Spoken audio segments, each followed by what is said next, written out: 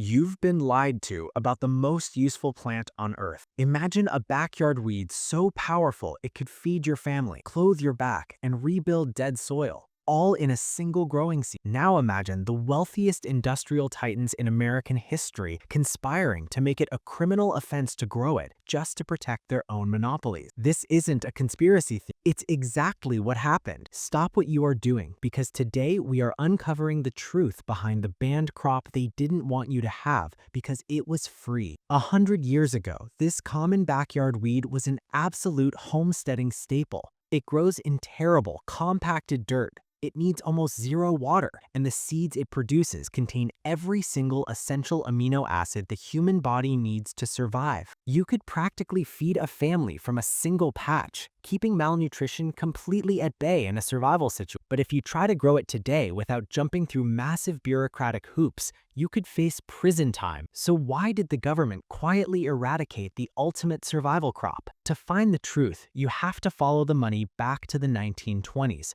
Right into the pockets of the most powerful corporate titans in American history. They didn't ban this plant because it was dangerous. They banned it because it threatened their bottom line. At the turn of the century, this plant, industrial hemp, was poised to become the ultimate billion-dollar crop. The fibers made clothes that vastly outlasted cotton. The core made paper that didn't require chopping down centuries-old forests. And the seeds? They are a nutritional powerhouse. We are talking about the perfect 3-to-1 ratio of omega-6 to omega-3 fatty acid, which is critical for brain health and reducing inflammation. Just 3 tablespoons pack 16% of your daily protein, plus massive amounts of magnesium, iron, and zinc. It was the ultimate off-grid cheat code. But there was a massive problem for the elite. A man named William Randolph Hearst owned a staggering timber empire. He used millions of acres of trees to supply the paper for his nationwide newspaper monopoly. At the exact same time, hemp processing technology was rapidly advancing. Hemp paper was cheaper to produce, vastly superior in quality, and didn't yellow over time. Hemp directly threatened his timber empire. Meanwhile, the DuPont Corporation was rapidly patenting synthetic chemicals. They were inventing things like nylon and new industrial processes for creating plastics from oil and coal. Hemp fibers and natural hemp oil were direct, unpatentable, natural competitors to these expensive synthetic chemicals. This simple, fast-growing backyard weed threatened to bankrupt the biggest industries in the country overnight. You can't patent a plant that anyone can grow for pennies in their backyard. So they decided to destroy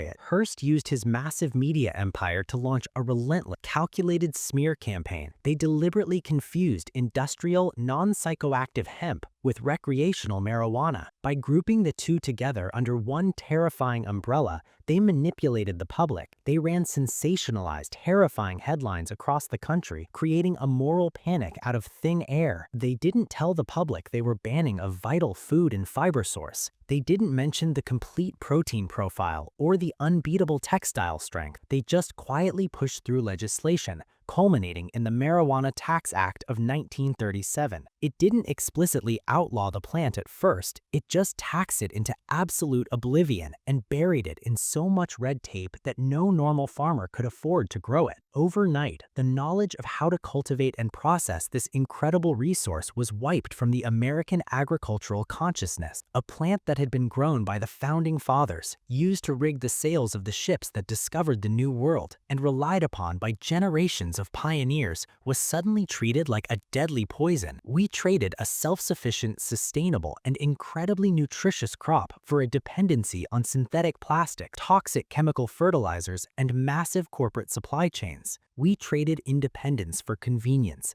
and we were tricked into doing it. Think about the implications for your own self-sufficiency today. If the grocery store shelves empty out, you are relying on crops that require massive amounts of water, specialized soil, and chemical intervention. Meanwhile, the perfect survival food, the one that thrives in neglect and restores the earth it grows in, has been stigmatized and highly regulated for nearly a century. The true tragedy isn't just the loss of the plant itself, but the loss of the independence it represented. It is a stark reminder that the systems we rely on are often designed not for our benefit, but for the profit of a select few. The next time you look at a modern, fragile agricultural system, remember the weed they made illegal simply because it was too good at keeping people alive.